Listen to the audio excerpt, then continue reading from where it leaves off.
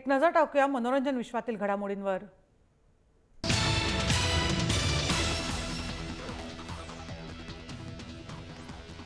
S Rajamouli यांच्या बाहुबली चित्रपटाने केवळ भारतातच नाही तर देशाबाहेरही प्रशंसा मिळवली आहे। मात्र चित्रपट पाहून आल्यावर प्रत्येकाच्या मनात कटप्पानं बाहुबलीला का मारलं हा प्रश्न अजूनपर्यंत कायम आहे।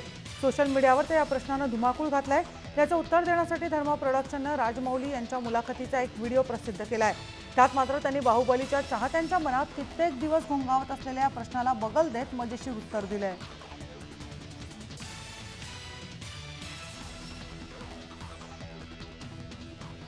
हनी सिंगचे फॅन्स आणि पार्टी लव्हर्ससाठी गुड न्यूज आहे। हनीचं नवं पार्टी सॉन्ग लॉन्च झालंय। रात जश्न दी असे या गाण्याचे बोल आहेत। आगामी जोरावर मधलं हे गाणं असून वेगळ्या ढंगात हे गाणं कंपोज करण्यात आलंय।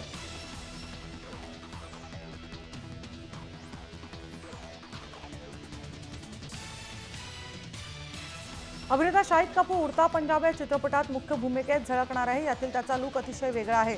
लांब केस, कमवलेलं बळकट शरीर अशा लुकमध्ये तो आपल्याला दिसणार आहे। या लुकचा एक हॉट फोटो त्याने ट्विटरवर पोस्ट केला आहे।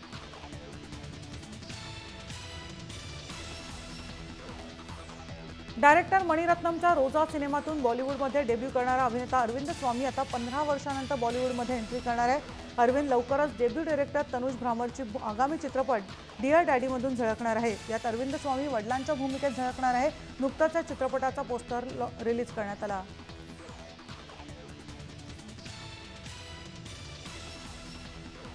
वनडे असो किंवा T20 टीम इंडियाचा स्टार क्रिकेटर विराट कोहलीच्या कामगिरीचा आलेख दिवसेंदिवस उंचावत आहे। हे सातत्य पाहून अनेकांनी विराटची तुलना क्रिकेटचा देव सचिन तेंडुलकर सोबत केली आहे। मात्र भारताची गान सम्राज्ञी लता मंगेशकर या तुलनेनं नाराज आहे। सचिन आणि विराटची तुलना केल्याबद्दल लता मंगेशकर यांनी ट्विटरवर आपली नाराजी सार्वजनिकरित्या व्यक्त केली आहे।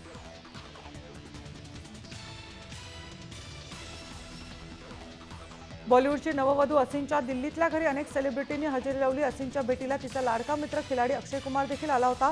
असिननं पती राहुल शर्मा आणि अक्षय क्रिकेट खेळतानाचे फोटो शेअर केले आहेत। रोबो 2च्या चित्रपटाच्या शूटिंगमध्ये व्यस्त असूनही चित्रीकरणातून वेळ काढून त्याने दिल्लीला मॅचचा आनंद लुटला।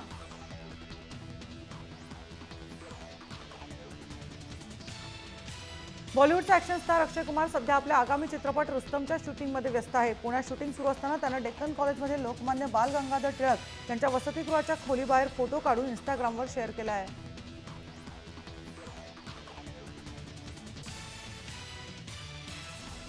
भारताचा आगामी राष्ट्रपती पदासाठी पंतप्रधान नरेंद्र मोदी अमिताभ बच्चन यांचं नाव सुचवणार आहेत असा दावा समाजवादी पार्टीचे माजी नेते अमर सिंग यांनी केलाय। एका मुलाखतीदरम्यान अमर सिंग यांनी हा दावा केला आहे।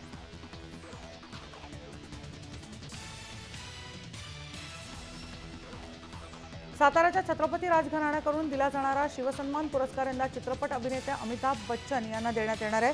खासदार उदयनराजे भोसले यांनी अमिताभ बच्चन यांच्या बंगल्यावर जाऊन त्यांना या पुरस्कारासाठी निमंत्रण दिलं।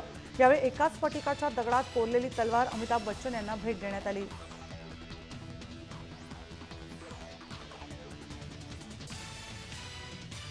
नीरजा भानोच्या भूमिकेतून बॉक्स ऑफिसवर दमदार कमाई करणारी सोनम कपूर सध्या आराम करते। एका कार्यक्रमात सोनमला आपल्या आगामी चित्रपटाबद्दल विचारलं तेव्हा तिने सांगितलं की सध्या मी आराम करते। त्यामुळे सोनमच्या चाहत्यांना सोनमची झलक पाहण्यासाठी काही काळ वाट पाहावी लागणार आहे।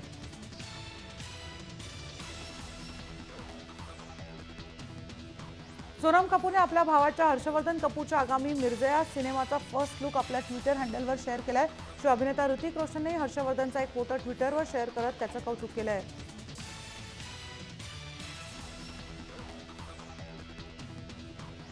ऋतिक रोशन आणि कंगना राणावत यांच्या भांडणात नवा ट्विस्ट आलाय। ऋतिकनं फेक ईमेल आयडी प्रकरणी गुन्हा दाखल केलाय। यावत वांद्रेकुला संकुलातील सायबर सेल पोलीस स्टेशनमध्ये कंगनाला 7 दिवसात जबाब नोंदवण्यास सांगितलंय। ऋतिकच्या तक्रारीनुसार कंगनाने स्वतः त्या बनावट ईमेल अकाउंटच्या संपर्कात असून तिने या आयडीवरून अनेक ईमेल पाठवले असल्याचं बोललं जात आहे।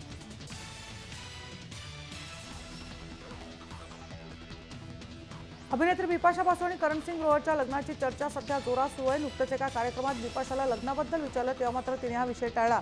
सूत्रांच्या माहितीनुसार बिपाशाच्या खारच्या राहत्या घरी लग्न सोहळा पार पडणार असून लोअर परेमधल्या एका हॉटेलमध्ये रिसेप्शन होणार आहे। बिपाशाचं पहिलं लग्न असून करणचं तिसरं लग्न आहे।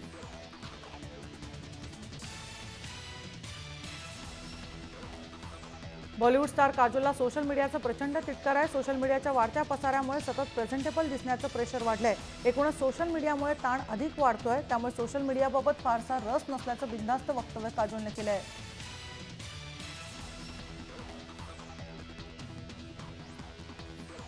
बॉलिवूड अभिनेता सुशांत सिंग राजपूत आणि अंकिता लोखंडे यांच्यातील ब्रेकअपची चर्चा सोशल मीडियावर सुरू असतानाच आणखीन एक वृत्त हाती आलंय.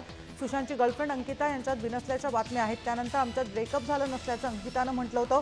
मात्र आता सूत्रांनी दिलेल्या वृत्तानुसार अंकिताने चक्क सुशांतला घराबाहेर काढलं. त्यामुळे त्याला आता हॉटेलमध्ये राहावं लागतंय.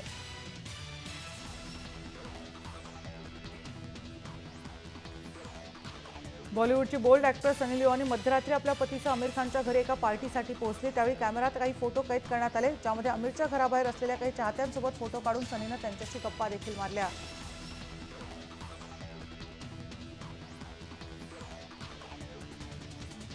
सनी लिओनीचा आगामी सिनेमा वन नाईट स्टँडचं नवं गाणं दो पेग मार रिलीज झालंय. नेहमीप्रमाणे या गाण्यात देखील हॉट अँड सेक्सी अंदाज पाहायला मिळणार आहे. हा चित्रपट नातेसंबंधावर आधारित आहे. 22 एप्रिलला फिल्म रिलीज होणार असून मुख्य भूमिकेत सनी लिओनी आणि तनुज विरानी झळकणार आहेत.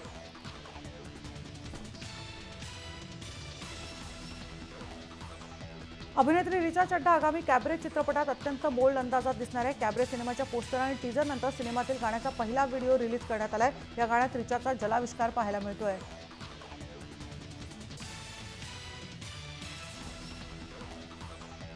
पुन्हा एकदा बॉलिवूडमध्ये काम करायला अभिनेत्री मनीषा कोइराला सज्ज झाली असून माय डिअर या चित्रपटात ती मुख्य भूमिका साकारणार आहे. कॅन्सरवर मात केल्यानंतर ती पहिल्यांदाच एखाद्या चित्रपटाच्या शूटिंगमध्ये बिझी आहे.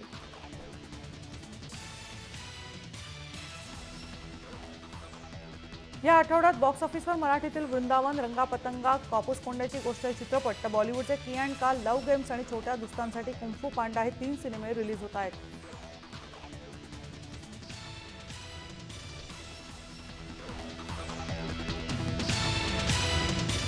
आणि बुलेटिनमध्ये आपण इथेच थांबूया. जय महाराष्ट्र. थेट अचूक बिनधास्त.